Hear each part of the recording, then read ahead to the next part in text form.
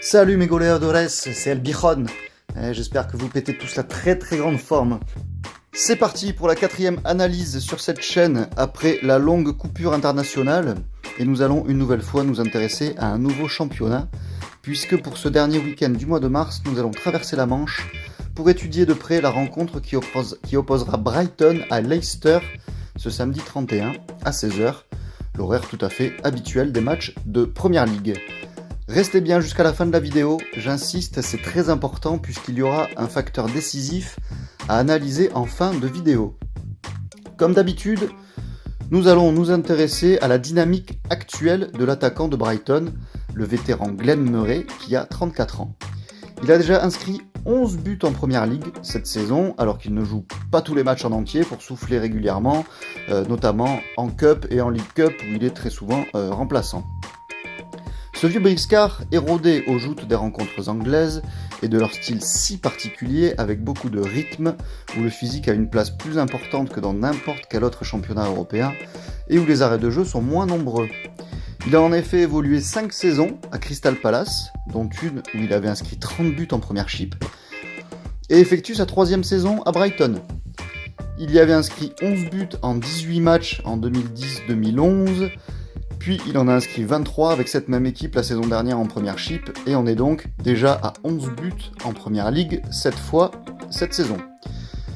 Lors de ses 20 dernières rencontres disputées toutes compétitions confondues, il a inscrit 13 buts, ce qui justifie déjà le choix de le prendre vu la sublime cote qui nous est proposée, mais nous verrons cela un peu plus tard dans la section prévue à cet effet. Ce qui nous intéresse ici est évidemment la spécificité très marquée de ce buteur, qui est la suivante: il marque beaucoup plus de buts à domicile qu'à l'extérieur. Effectivement, sur les 13 derniers buts qu'il a inscrits, il en a marqué 9 à domicile, soit 70% de ses dernières réalisations. Lors des 6 derniers matchs à domicile de son équipe, il a tout simplement marqué 6 fois, dont 5 fois sur les 4 derniers. Il a scoré lors du dernier match contre Arsenal, il a mis un doublé contre Swansea, il a marqué contre West Ham, contre Bournemouth et contre Liverpool sur penalty. Tout ça rien qu'en championnat.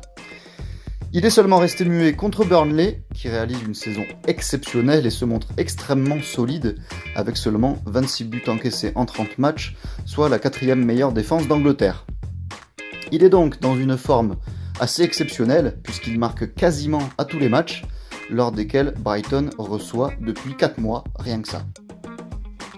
J'en avais parlé dans la vidéo de présentation, voilà typiquement le genre de joueur dont se désintéressent les bookmakers, tant le volume des mises sur un attaquant aussi méconnu du grand public sont faibles. Je vous assure qu'ils ne feraient pas la même erreur avec Messi ou Cristiano Ronaldo s'ils étaient dans une période où ils scorent lors de chaque match, mais nous reviendrons là-dessus lors de l'analyse de la cote. Intéressons-nous maintenant au classement et à la forme actuelle des deux équipes. Alors, elles ne sont séparées que de 6 points en Première Ligue, où Leicester est donc 8ème, à 8 points d'Arsenal, qui occupe la dernière place qualificative pour l'Europa League alors qu'il ne reste que 8 matchs à disputer. Difficile pour eux donc de jouer quoi que ce soit en cette fin de saison, en considérant en plus qu'Arsenal a un calendrier très favorable, puisqu'il ne joue qu'une équipe du top 6 d'ici à la fin de la saison. En revanche, Brighton n'a que 6 points d'avance sur la zone rouge, sur le 18ème, et ferait un pas quasiment définitif vers le maintien en cas de succès samedi. La motivation devrait donc clairement être davantage du côté des locaux. Si Brighton marque assez peu, on le voit, 28 buts en 30 matchs, on peut noter que cette équipe est bien meilleure à domicile qu'à l'extérieur, puisqu'ils sont 12e au général et 8e si on ne prend en considération que les matchs disputés à domicile.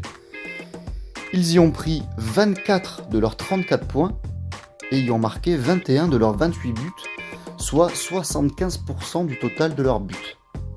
Leicester est pour sa part relativement aussi performant à domicile qu'à l'extérieur, mais ils ont encaissé 60% de leurs buts à l'extérieur, avec 26 buts pris loin de leur terrain sur les 43 au total. Ils ont aussi perdu 4 de leurs 6 dernières rencontres disputées loin de leur base, en encaissant 12 buts, soit 2 buts par match, ce qui est quand même conséquent. La dynamique très récente maintenant est également largement en faveur de Brighton, puisqu'ils ont pris 10 points sur les 5 derniers matchs, soit 2 points par match, et ont également scoré 10 fois, dont 9 fois lors des 3 derniers matchs à domicile, soit 3 buts par match cette fois. Notons également que Brighton a gagné ses 3 derniers matchs à domicile contre Arsenal, Swansea et West Ham, et 4 de leurs 5 derniers matchs à domicile, perdant seulement face à Chelsea, ce qui n'a rien de honteux bien évidemment.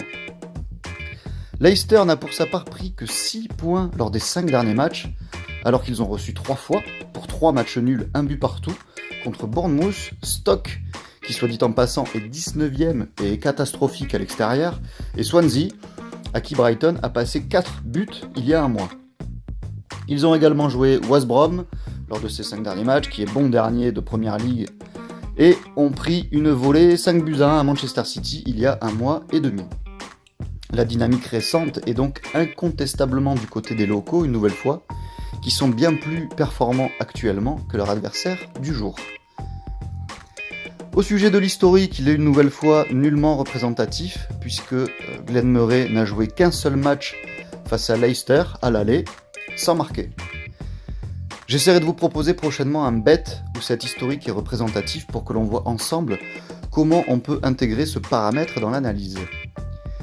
Bien entendu, tous les paramètres étudiés avant n'ont de valeur que si la cote proposée vaut le coup.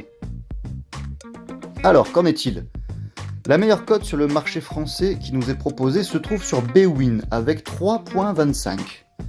Alors, est-ce une belle cote ? On va voir ça. Bwin considère donc que Murray a 30,7% de chance de marquer lors de cette rencontre. Or, on a vu qu'il avait mis 11 buts cette saison en 28 matchs. Il score donc 39% du temps. Donc si on avait investi sur tous les matchs de Murray à 3,25 depuis le début de la saison, nous serions en bénéfice avec cette cote, puisque Murray a davantage scoré que les prédictions de Bwin.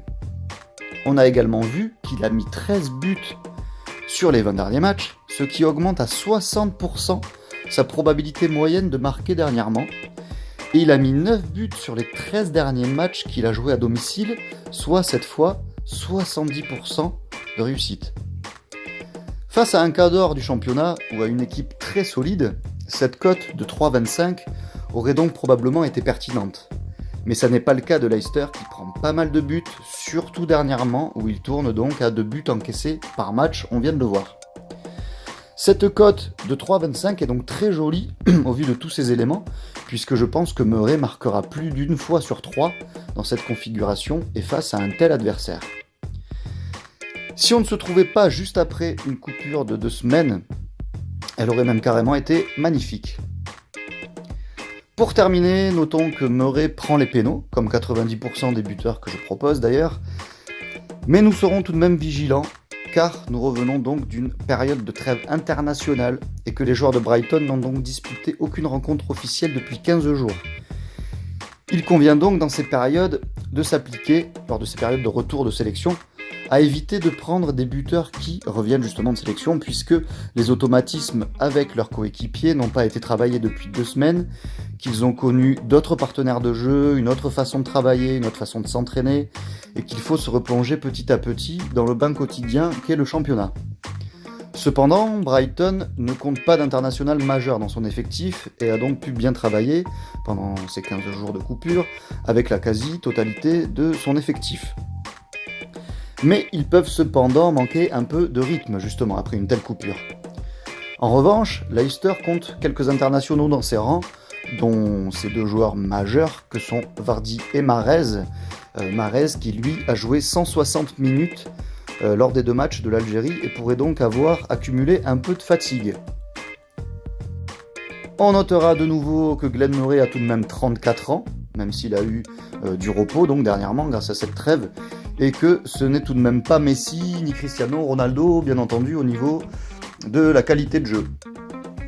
Voilà, au vu de tous ces paramètres, j'aurais probablement poussé la mise à 2,5, voire même 3%, tant les indicateurs sont tous au vert pour voir Murray marquer ce week-end.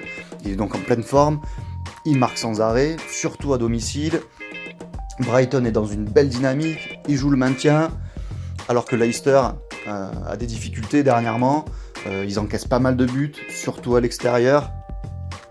Et donc, on vient de voir d'autres paramètres un peu moins importants, mais comme le fait que Murray prenne les pénaux et que l'effectif n'a pas beaucoup bougé et a pu travailler vraiment correctement pendant 15 jours. Donc j'aurais vraiment poussé cette mise à 2,5 voire 3%. Les indicateurs sont vraiment tous très bons. Mais le fait que ce match se déroule après une coupure de 2 semaines est extrêmement important, puisque le match pourrait mettre un peu de temps à trouver du rythme et à s'emballer. Je choisis donc une mise tout de même assez jolie, de 2%, qui nous permettrait de garantir un joli bénéfice net de 4,5%, avec cette cote à 3,25 en cas de succès et de but de Glenn Murray. Voilà mes goleadores, j'espère que cette nouvelle analyse vous aura plu. Je compte vraiment sur vous pour la liker, la commenter et la partager, c'est très important pour moi. J'essaie de vous faire plaisir en postant des pronos de qualité chaque semaine. Et si vous souhaitez que je puisse continuer à le faire encore longtemps, j'ai également besoin de vous. J'ai besoin que vous soyez vraiment actifs sur cette chaîne en likant, en commentant et en interagissant. Je répondrai à toutes vos questions si vous en avez et n'hésitez pas à me proposer des idées de vidéos. Si vous souhaitez que j'aborde un thème en particulier ou que vous souhaitez que j'analyse un match qui vous tient à cœur, eh bien dites-le moi dans les commentaires.